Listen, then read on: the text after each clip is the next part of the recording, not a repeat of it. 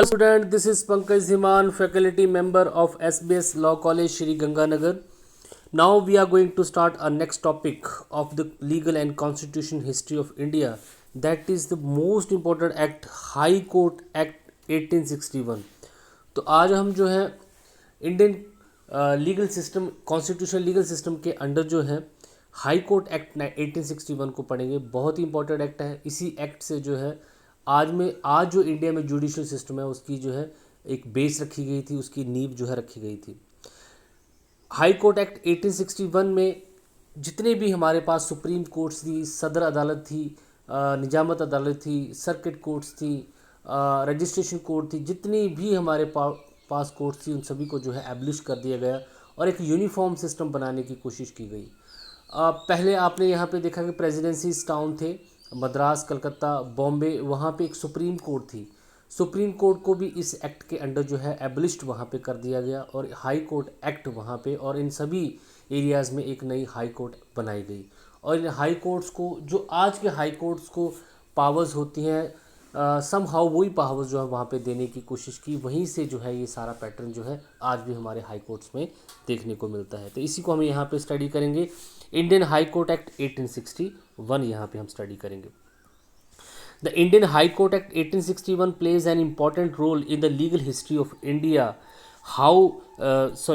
High Court were established in the Calcutta, Bombay, Madras and Agra by this Act. तो इस act के under अब हमने क्या किया, सुप्रीम कोर्ट को ख़त्म कर दिया। उसकी जगह पे हर एक एरिया में, कलकत्ता में, बॉम्बे में, मद्रास में और आगरा में एक हाई कोर्ट जो है यहाँ पे बनाई। ये हाई कोर्ट जो है अपने अपने एरियाज़ में बनाई गई। पहले इनके लिए एक ही सुप्रीम कोर्ट हुआ करती थी। The high court of Agra was later on in the year of 1875 shifted in Allahabad. लेकिन बाद में जो ये आगरा हाई कोर्ट है इसको शिफ्ट करके इलाहाबाद हाई कोर्ट जो है बना दिया गया था। इससे जो है यहाँ पे ये क्लियर हो रहा है कि 1861 के हाई कोर्ट एक्ट के अकॉर्डिंग सभी एरियाज़ में जो हमारे पास प्रेसिडेंसीज थे, टाउन थे, उनमें जो सुप्रीम कोर्ट होती थी वहाँ पे सुप्रीम कोर्ट को हटा के अब कलकत्ता के लिए एक हाई कोर्ट बनाई गई, मद्रास में भी एक हाई कोर्ट बनाई गई, बॉम्बे में भी एक हाई कोर्ट बनाई गई और एक इलाहाबाद में हाई कोर्ट बनाई गई जो पहले आगरा में होती थी लेकिन बाद में उसको इलाहाबाद में शिफ्ट कर दिया गया। Prior to the passing of the Indian High Court Act 1861, अगर हम 1861 हाई कोर्ट एक्ट के पहले की बात करें तो there existed dual system of court in India. India में ड्यूल सिस्टम था। क्राउन कोर्ट्स होती थी और कंपनी कोर्ट्स होती थी। देखिए आपको गवर्नर जनरल की कोर्ट्स होती थी, आपने वहाँ पे देखा, और कोर्ट्स की क्राउन की कोर्ट भी वहाँ पे जो हुआ करती थी, जैसे सुप्रीम कोर्ट ऑफ इंडिया। तो supreme courts established in the presidency town of Calcutta, Madras and Bombay were the court of British crown. तो ये हमारे पास सुप्रीम कोर्ट थी, ये court established by the British crown थी। कलकत्ता, मद्रास और बॉम्बे में जो हमने प्रेसिडेंसीज में जो सुप्रीम कोर्ट बनाई थी ये ब्रिटिश कोर्ट थी, ब्रिटिश क्राउन के एक्ट के थ्रू जो इसको बनाया गया था। लेकिन जो अदालत सिस्टम थे, जैसे आपने सदर अदालत देखी, मुफस्सल अदालत वहाँ पे देखी, सर्किट कोर्ट आपने वहाँ पे देखी, area work court of the east India company, लेकिन ये कोर्ट जो थी ये ईस्ट इंडिया कंपनी के थ्रू बनी थी। तो इंडिया में एक्चुअली ये जुडिशल सिस्टम था, ये 2 पार्ट में डिवाइड था। Court established by the east India company, जिसमें वारेन हास्टिंग, विलियम बेंटिंग ने आपने देखा बहुत ज़्यादा सुधार वहाँ पे करने की कोशिश की गई। बड़ी सारी कोर्ट जो है बनाने की कोशिश की गई। वो इंडिया के गवर्नर जनरल थे और कंपनी के अंडर ही काम करते थे। दूसरा जो यहाँ पे सुप्रीम कोर्ट थी वो established by the British crown थी। इससे क्या होता था, these courts had two different sect of the organisation, jurisdiction and power. इनकी अपनी ऑर्गेनाइजेशन थी, अपनी जुरिसडिक्शन थी, इनकी अपनी पावर्स थी। This dual legal arrangement was the reason of many problem. बड़ी ज़्यादा प्रॉब्लम जो है क्रिएट होती थी। सबसे ज़्यादा प्रॉब्लम जो है यहाँ पे इंडियंस को हुई। To remove this problems and abolish dual legal arrangement the Indian High Court Act was passed in year 1861। इन्हीं सभी प्रॉब्लम को ख़त्म करने के लिए और अच्छी लीगल अरेंजमेंट करने के लिए और ये ड्यूल सिस्टम जो था इसको ख़त्म करने के लिए अब इंडियन हाई कोर्ट एक्ट 1861 पास किया गया, जो कि एक लैंडमार्क एक्ट है हमारी जो हिस्ट्री है लीगल हिस्ट्री जो है उसमें ये एक लैंडमार्क डिसीजन जो माना जाता है, एक एक्ट माना जाता है। The main object of this act was to establish a new legal arrangement by the amalgamating the Diwani Adalat, Sadar Nizamat Adalat and Supreme Court which may have the facilities, jurisdiction and status of the both the courts. तो यहाँ पे main object क्या था इस act को पास करने का, कि जितनी भी ये दीवानी अदालत थी, सदर निजामत अदालत थी, सुप्रीम कोर्ट थी, इन सभी को अमेलगमेट करना, इन सभी को इकट्ठा करना और एक एक यूनिफॉर्म कोर्ट इनके लिए बनाना। It was also classified the report of second law commission that by merging the Supreme Court and the Sadar Adalat of the presidency towns together. और ये सेकेंड लॉ कमीशन की जो है रिकमेंडेशन भी थी, अब आपने पढ़े पहले यहाँ पे फर्स्ट लॉ कमीशन भी पढ़ा आपने, सेकंड लॉ कमीशन भी पढ़ा, उनकी ये रिकमेंडेशन थी कि ये सदर अदालत और सुप्रीम कोर्ट को जो है इनको मर्ज कर दिया जाए और इनका एक कंप्लीट जुरिसडिक्शन जो है बनाया जाए। तो सदर अदालत और सुप्रीम कोर्ट को मिला के एक नई हाई कोर्ट बनाने की जहाँ पे रिकमेंडेशन थी, जिनका अपना जुरिसडिक्शन हो उनकी, और यहाँ पे मॉडर्नाइजेशन ऑफ द कोर्ट करने की कोशिश भी यहाँ पे की गई। तो इस एक्ट के अंडर उन्होंने क्या किया कि सुप्रीम कोर्ट जो थी और सदर अदालतें जो थी, जो कि ब्रिटिश क्राउन ने बनाई थी और कंपनी के अंडर बनी थी, इन सभी को जो है इन्होंने अमेलगमेट कर दिया और यहाँ पे हाई कोर्ट जो है एक बनाई हर एक एरिया के लिए। बॉम्बे हाई कोर्ट बनाई, इलाहाबाद हाई कोर्ट बनाई, मद्रास हाई कोर्ट बनाई, इस कलकत्ता हाई कोर्ट बनाई। इस तरीके से उन्होंने इन सभी कोर्ट्स को ज्वाइन करके जो है हाई कोर्ट जो है वहाँ पे बना दी। अब देखते हैं मेन प्रोविज़न क्या थे इस एक्ट के अंडर। ये जो हाई कोर्ट बनी थी इसके क्या प्रोविज़न थे, उनको हम यहाँ पे देख लेते हैं। तो सबसे पहले यूनिफिकेशन ऑफ द कोर्ट। तो सबसे पहले मैंने आपको यही बताया कि यहाँ पे जो एग्जिस्टिंग कोर्ट्स इंडिया में जो थी उनको यहाँ पे यूनाइट कर दिया गया। सुप्रीम कोर्ट एंड अदर जितनी भी कोर्ट्स थी यहाँ पे, सदर अदालतें जो थी उनको यहाँ पे उन्होंने क्या किया, यूनाइट कर दिया। Under the Indian High Court act was passed under the Indian High Court Act passed on 16th August 1861, the existing Supreme Court and सदर अदालत, जिसमें सदर अदालत में जिसमें दीवानी सदर अदालत भी आ जाती हैं और निजामत अदालत भी आ जाती है। आपको पता, दीवानी जितने भी सिविल मैटर होते थे और निजामत जितने भी क्रिमिनल मैटर होते थे, were abolished and the jurisdiction and powers were transfer to the newly created high court. तो इन सभी को यहाँ पे एबलिश कर दिया गया और न्यूली हाई कोर्ट यहाँ पे बनाई गई और इनके जितने भी रिकॉर्ड थे, जितने भी इन्होंने केसेस पहले डिसाइड किए थे, ये सारे भी जो है हाई कोर्ट को ट्रांसफ़र कर दिए गए यहाँ पे। नेक्स्ट आपके पास constitution of the high courts. इसके अलावा इन्होंने मद्रास में, कलकत्ता में, इलाहाबाद में और यहाँ पे हाँ इन सभी बॉम्बे में यहाँ पे इन्होंने क्या किया, डिफरेंट हाई कोर्ट्स बना दी। तो Constitution of the High Court was made in Calcutta, Bombay, Madras and Agra. Each High Court was to consist of Chief Justice. हर एक हाई कोर्ट में, जैसे मान लीजिए बॉम्बे हाई कोर्ट है तो वहाँ पे एक चीफ जस्टिस होगा और 15 जो है यहाँ पे बाकी प्यूने जजेस जो हैं होंगे, जो रिस्पेक्टेड जज जो है यहाँ पे होंगे। The justice of the high court में भी अपॉइंटेड हैविंग फॉलोइंग क्वालिफिकेशन। और ये जो जज यहाँ पे थे और चीफ जस्टिस जो यहाँ पे थे, इनकी क्वालिफिकेशन भी यहाँ पे जो है बता दी गई। तो इसमें इन्होंने क्या किया, इस हाई कोर्ट एक्ट के अंडर जो है डिफरेंट एरियाज़ के लिए उन्होंने अलग अलग हाई कोर्ट यहाँ पे बना दी, सुप्रीम कोर्ट एंड निजामत अदालतों को इकट्ठा करके। तो बॉम्बे हाई कोर्ट बनाई, मद्रास हाई कोर्ट बनाई, कोलकाता हाई कोर्ट बनाई और इलाहाबाद हाई कोर्ट जो है उन्होंने बनाई। और जहाँ पे जो जज एक चीफ जस्टिस होता था हर एक हाई कोर्ट में और साथ में उनके साथ जो है 15 अदर जजेस भी हुआ करते थे, उनकी क्वालिफिकेशन भी यहाँ पे बताई गई है। He should be a barrister और an advocate of Great Britain और not less than 5 years standing. तो वो एक बैरिस्टर होना चाहिए जो कानून की पढ़ाई इंग्लैंड से करके आता है, उसको बैरिस्टर बोला जाता है। तो या तो वो बैरिस्टर होना चाहिए या वो एडवोकेट होना चाहिए और कम से कम 5 साल तक उसने जो है उसकी स्टैंडिंग हो, प्रैक्टिस हो। A member of the company civil service for not less than, company के मेंबर को भी यहाँ पे जो है जज बनने का मौका दिया। तो कंपनी के सिविल सर्विस में जो मेंबर रहा हो नॉट लेस देन 10 year और उसका जुडिशियल एक्सपीरियंस भी होना चाहिए, मीन्स वो डिस्ट्रिक्ट जज भी रहा हो कम से कम 3 साल के लिए। और इसके अलावा a person who has practised as a pleader in the Sadar Adalat, जो सदर अदालत थी या फिर जो सुप्रीम कोर्ट थी वहाँ पे उसने कम से कम अगर 10 year की प्रैक्टिस की हुई है। A person who had held judicial office not inferior to that principal Sadar Amin. तो सदर अमीन मैंने आपको बताया जहाँ पे इंडियन भी हो सकते थे, या फिर जज of the small cause courts और नॉट लेस देन 5 ईयर।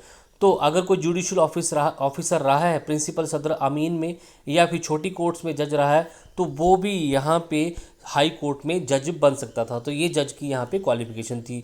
वो बैरिस्टर होना चाहिए, 5 साल का एक्सपीरियंस होना चाहिए। अगर वो कंपनी से है तो कंपनी सिविल सर्विस में 10 साल रहा हो, और उसको 3 साल का डिस्ट्रिक्ट जज का भी एक्सपीरियंस होना चाहिए। सदर अदालत में, सुप्रीम कोर्ट में उसने प्रैक्टिस की हो लगभग 10 साल के लिए, और या फिर जुडिशियल ऑफिसर रहा हो किसी प्रिंसिपल सदर अमीन में, या फिर छोटी कोर्ट्स में वहाँ पे। तो नेक्स्ट आपके पास यहाँ पे अदर प्रोविजन। तो अदर प्रोविजन यहाँ पे किए गए। The high court was to have original and appellate jurisdiction over civil, criminal, administrative and testamentary, testate, intestate and matrimonial causes. तो हाई कोर्ट को अपने एरिया में, जैसे बॉम्बे हाई कोर्ट है मान लीजिए, उसको अपने एरिया में सभी तरीके के सिविल, क्रिमिनल, एडमिरल्टी, टेस्टामेंट्री, इनटेस्टेट, मैट्रिमोनल सभी केसेस से रिलेटेड सुनने की उनको पावर दी गई। The British crown can establish the high court outside the presidency town. इसके अलावा ब्रिटिश क्राउन चाहे तो इन 4 हाई कोर्ट्स के अलावा कहीं पे भी आउटसाइड द प्रेसिडेंसी टाउन भी जो है हाई कोर्ट की इस्टेब्लिशमेंट जो है कर सकता है। The jurisdiction of the high court could be reclear and modified with the prior approval of the privy council. अगर किसी भी हाई कोर्ट की जुरिसडिक्शन में चेंजेस करनी है, कुछ मॉडिफिकेशन करनी है, तो यहाँ पे प्रीवी काउंसिल की जो है अप्रूवल यहाँ पे लेना पड़ेगा। प्रीवी काउंसिल आपको पता है द हाईएस्ट अपीलेट बॉडी होती है किसी भी कोर्ट के against during the British India. within 3 years of the establishment of the high court any modification can be done in later patent। तो 3 साल अगर हाई कोर्ट को इस्टेब्लिश हुए 3 साल हो गए हैं, तो वहाँ पे फिर किसी तरीके की मॉडिफिकेशन वहाँ पे की जा सकती है, इससे पहले नहीं। The high courts were empowered to frame rules for the division bench and single bench. High court चाहे तो अब जो उसने जो है डिवीजन बेंच बना रखी है, सिंगल बेंच बना रखी है। अगर कोई डिसीजन जो है हाई कोर्ट का सिंगल जज देता है तो उसको सिंगल जज बेंच बोलते हैं, और अगर 2 से ज़्यादा जज मिल के जो है किसी फैसले को किसी केस पे डिसीजन देते हैं तो उसको डिवीजन बेंच बोला जाता था। तो उसके लिए हर केस के लिए वो चाहे, जैसे आज भी हाई कोर्ट में होता है, सुप्रीम कोर्ट में होता है कि केस की जो है ग्रेविटी को देख के उसकी जो है उसका क्या केस कैसा है, उसका क्या इम्पैक्ट पड़ेगा हमारी सोसाइटी, उसको देख के जो है बेंचेस बनाई जाती हैं। डिवीज़न बेंच भी हो सकती है, सिंगल बेंच भी वहाँ पे हो सकती है। ठीक है जी, तो ये है आपके पास। इसके अलावा अब देख लेते हैं यहाँ पे कौन कौन सी पावर्स एंड जुरिसडिक्शन जो है हाई कोर्ट्स को दी गई थी। तो ऊपर आपने देख लिया प्रोविज़न उन्होंने क्या किए। अब आप यहाँ पे देखेंगे पावर्स एंड जुरिसडिक्शन क्या थी।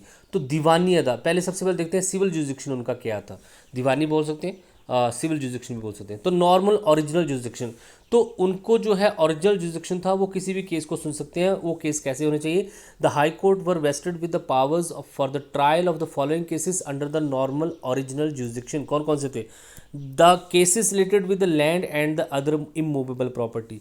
लैंड से रिलेटेड केसेस और इमूवेबल प्रॉपर्टी से रिलेटेड केसेस डायरेक्टली जो है वो सुन सकते थे। ये उनका ओरिजिनल जुरिसडिक्शन। ओरिजिनल जुरिसडिक्शन में क्या होता है कि जो उन केसेस को वो सुन सकते हैं डायरेक्टली, कोई अपील के थ्रू नहीं आने चाहिए, वो डायरेक्टली उनको सुन सकते हैं। Second, other civil cases originated within the specified limit, और बाकी सारे सिविल केसेस जो कि उनके एरिया में, उनकी लिमिट में जो है ओरिजिनेट हुए हैं। Third one, such cases of the defended were the where the defended was residing within the courts territorial jurisdiction और ट्रेडिंग और performing for the personal profit और इंटरेस्ट।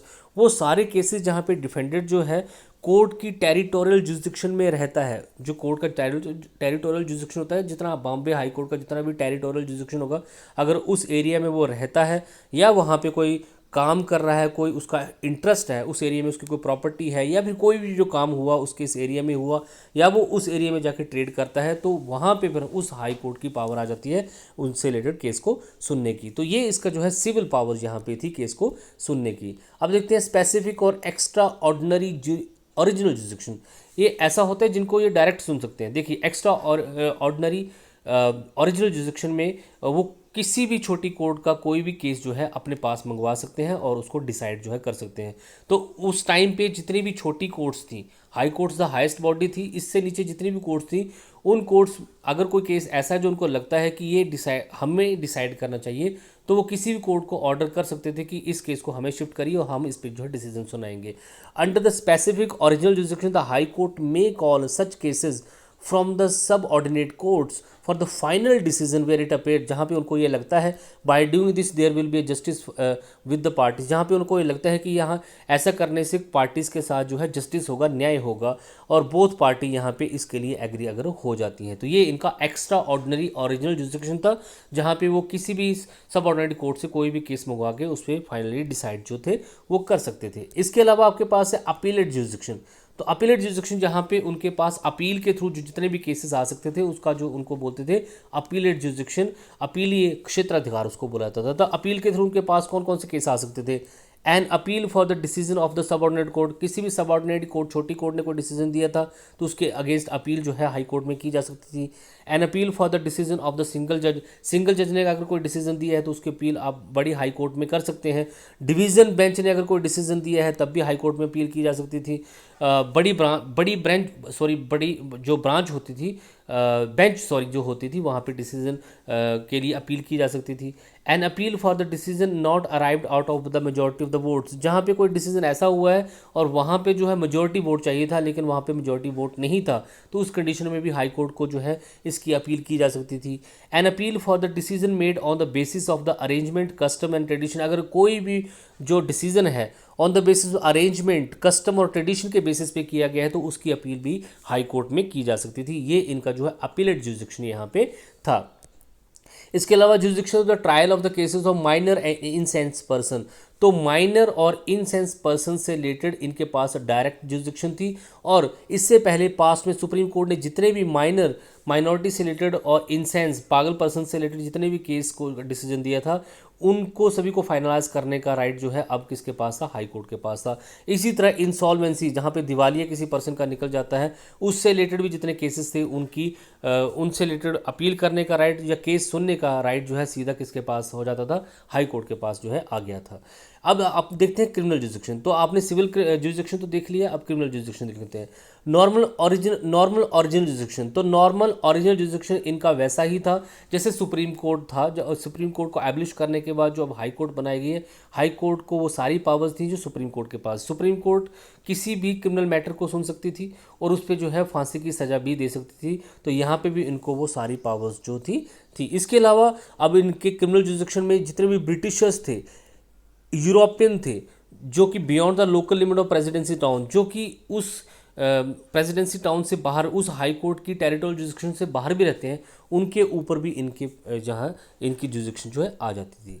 नेक्स्ट आपके पास यहाँ पे स्पेसिफिक और एक्स्ट्रा ऑर्डिनरी ओरिजिनल जुरिसडिक्शन। तो इनका एक्स्ट्रा ऑर्डिनरी ओरिजिनल जुरिसडिक्शन क्या था, इसको देख लेते हैं। जैसे सिविल मैटर में आपने देखा कि वो छोटी कोर्ट का कोई भी केस जो है मंगवा सकते थे। The high court had extraordinary jurisdiction to try and determine the offences committed by the person residing in the place within the jurisdiction of any court which was subject to its superintendence।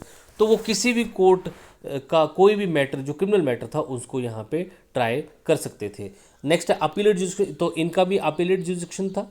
तो ये छोटी court की जितने भी criminal matters होते थे उनके decision के अगेंस्ट यहाँ पे अपील वो सुन सकते थे।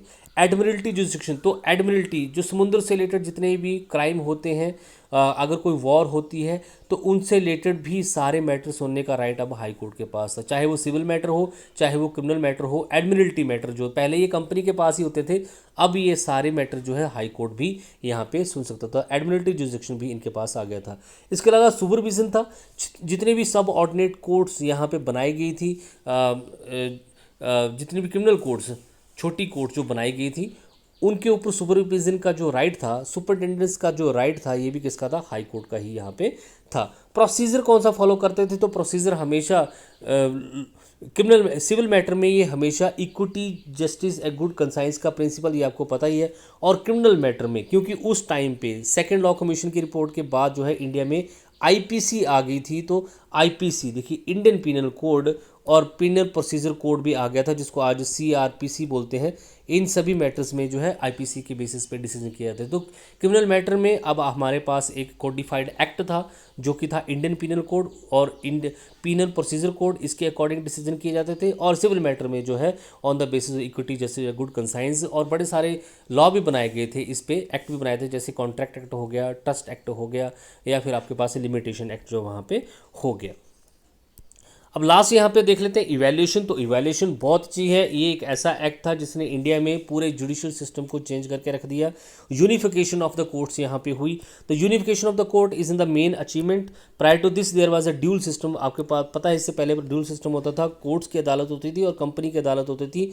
यहाँ पे एक हाई कोर्ट बनाई गई और हाई कोर्ट को जहाँ पे सदर कोर्ट्स की और सुप्रीम कोर्ट्स की सारी पावर्स यहाँ पे दी गई, उनको एब्लिश कर दिया गया। उनके जगह पे यहाँ पे in the place of the Sadar अदालत एंड सुप्रीम कोर्ट यहाँ पे जो है हाई कोर्ट बनाई गई और यहाँ पे ड्यूल सिस्टम जो जुडिशरी का था उसको यहाँ पे ख़त्म करने की कोशिश की गई।